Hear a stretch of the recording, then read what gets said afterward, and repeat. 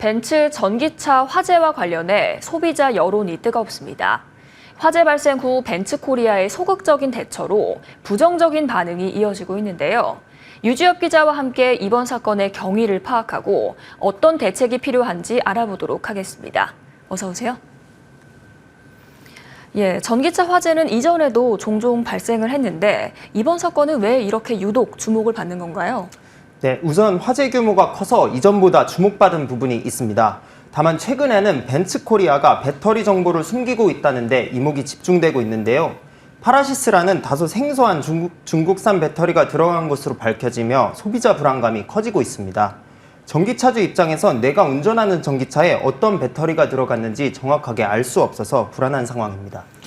전기차 안전과 성능에 가장 결정적인 역할을 하는 게 배터리일 텐데요. 제조사에서는 차량 판매 이전에 이러한 정보를 공개하지 않는 건가요? 벤츠코리아 등 완성차 업체에선 대체로 부품사와 계약 조건이라는 이유로 배터리 정보를 공개하지 않고 있습니다. 바로 이 부분에서 소비자 불만이 이어지고 있는데요.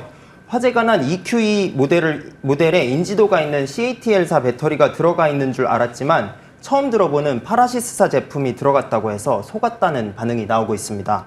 또 국내 3천여 대 차량에 파라시스 배터리가 들어갔다고 하는데 어떤 소비자에게 이러한 배터리가 들어갔는지 말하지 않고 있어서 비난이 멈추지 않고 있습니다.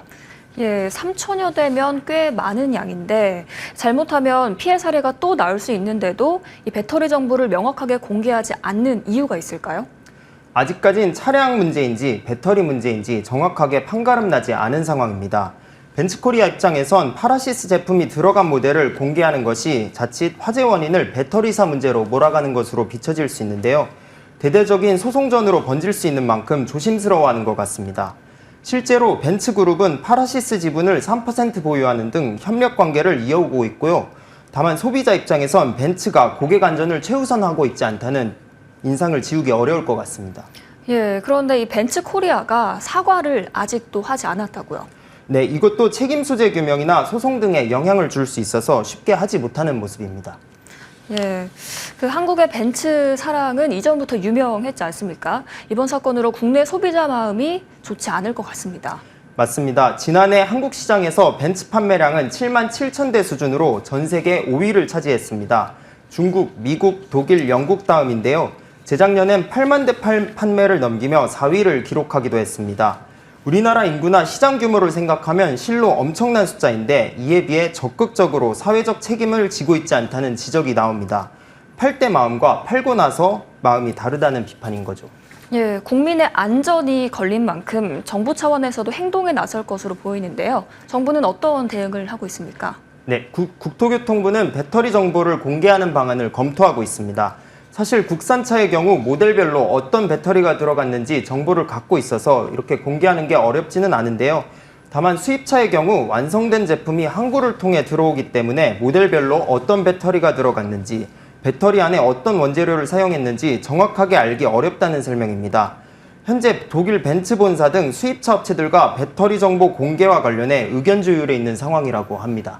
이렇게 보통 차량에 결함이 발생을 하면 리콜을 진행하지 않습니까?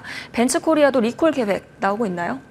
리콜이 진행되기 위해선 차량 결함을 우선 명확하게 밝히는 게 우선돼야 합니다. 국토부와 소방청 그리고 벤츠에서는 아직 결함 원인을 조사 중이라고 하고요. 정확하게 어디서 어떤 원인으로 화재가 발생했는지 밝혀지면은 그 다음에 리콜이 진행될 것으로 보입니다.